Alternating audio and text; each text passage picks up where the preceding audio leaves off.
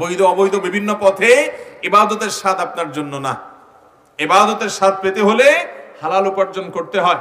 আল্লাহ তাআলা কোরআনের জন্য তার নবী রাসূলদেরকে বলেছেন, ইয়া আইয়ুহার রাসূল, হে রাসূলগণ, কুলু মিনাত তাইয়্যিবাত, হালাল খাও। এরপরে বলেছেন কি, ওয়া আমালু সালিহা, নেক আমল করো, ভালো কাজ পরে, আগে হালাল খাও। আর আমাদের সমাজে ইবলিস আমাদেরকে বলে কি, আরে আগে টাকা ধরে নিতে হয়। জওয়ান বয়সে চাকরি একটা পাইছস, ব্যবসা একটা করা শুরু করছস, হাত দিলেই খাঁচা টাকা আসে, একটু এদিক সেদিক করলেই হয়ে যাচ্ছে, লাল হয়ে যাবে, টাকা আগে কামায় এনে। আরে টাকা হইলে বাঘের মাথাও পাওয়া যায়, টাকা কামায় এনে। টাকা কামায় আঙ্গুল ফেলে কলা গাছ হয়ে যাচ্ছে, জায়গা কিনছে, বাড়ি করতেছে, গাড়ি করতেছে, ফ্ল্যাট করতেছে, প্লট করতেছে, একটার পর একটা আগাইতেছে, হনহনায়ের সামনে আগাচ্ছে। এরপরে যখন টাকা অনেক হয়ে যায়, এবার বিশাল পয়সাওয়ালা মানুষ, লম্বা একটা টুপি, মুখে কিছু দাড়ি, একটা জুব্বা, একটা হজ, কয়েকটা ওমরা, কিছু মসজিদ মাদ্রাসা, ইট সিমেন্ট বালু কিছু মসজিদ মাদ্রাসা নিজে করে দিয়ে মাহফিলে লাখ লাখ টাকা দিয়ে দিল।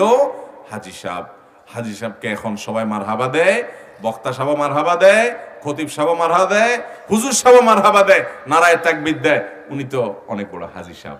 অথচ হাজি সাহেব হলেন চোর, হাজি সাহেব হলেন ডাকাত, হাজি সাহেব হলো মানুষের রক্ত চোষা, হাজি সাহেব হলো হারামখোর, হাজি সাহেব হলো দুর্নীতিবাজ। এখন উনি হাজি সাহেব সাচ্ছেন।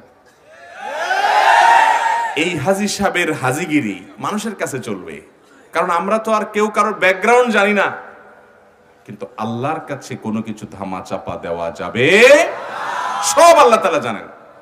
ভাইরা আমার, এই জন্য আল্লাহ আগে বলে দিয়েছেন, কুলু মিনাত তাইয়্যিবাত, হালাল খাও, হালাল উপার্জন করো, এরপরে নেক আমল করো। আমরা বলি না আগে কামাইনি, এরপরে শেষ বয়সে তসবিহ নিয়ে বসে যাব মসজিদে, মুয়াজ্জিন সাহেব ঠেলেও বাইর করতে পারবে না। যে দরজা লাগাবো, চাচা বাড়িতে যান, আরে ভাই এত অস্থির হয়ে গেছে, এটা আল্লাহরও ডাকতে পারি না। এখন উনি আল্লাহ ডাকা শুরু করছে, পয়সা করে কামাই। ভাইরা আমার, এই জন্য আমরা দুর্নীতিমুক্ত বাংলাদেশ গড়তে হলে আমাদের যুবক তরুণ ভাইদেরকে শপথ করতে হবে, আমি অবৈধ কোনো কম্পিটিশন করব না, অবৈধ কোনো প্রতিযোগিতা করব না।